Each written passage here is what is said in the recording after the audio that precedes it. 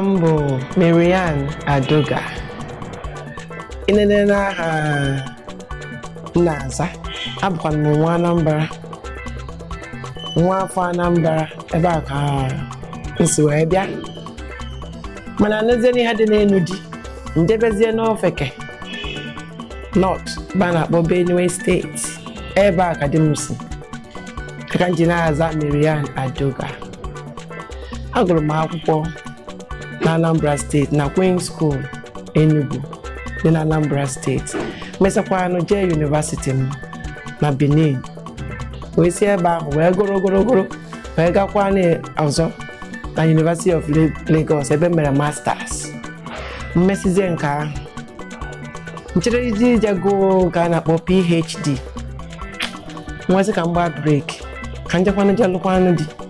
Maka ịma na ihe kwuru asịrị na egugide nwezi ebe ị ga-alụzi.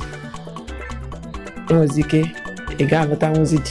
Nwesị ka m gaa lụọ di ma lụzie di. Aka nji na-aza Marian Adoga.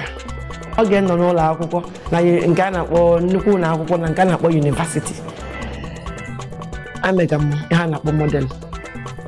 Ebe ahụ ka m bidoro nso na-eme nna o nwere oyi m nwaanyị oyi enyi nwanne m nke isi nwekwa n'ebe a na-eme a na-akpọ fashion house. Anyị na-emere ya modeling.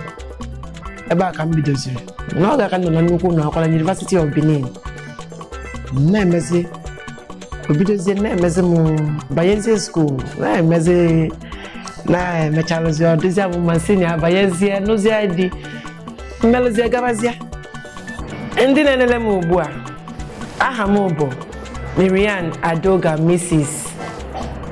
Achọrọ m ịgwa unu na ndị isi mbido a telivishọn ịgbanyekwana ya agbanye bekara ha na-ebu ihe niile ma ihe ndị ntecha ahụ ihe ọbụla ị chọrọ ha na-ebu ya na-egosi ndị mmadụ, ha na-akọwara ndị mmadụ ihe niile etu ọbụla ha chọrọ wee chọọ ime.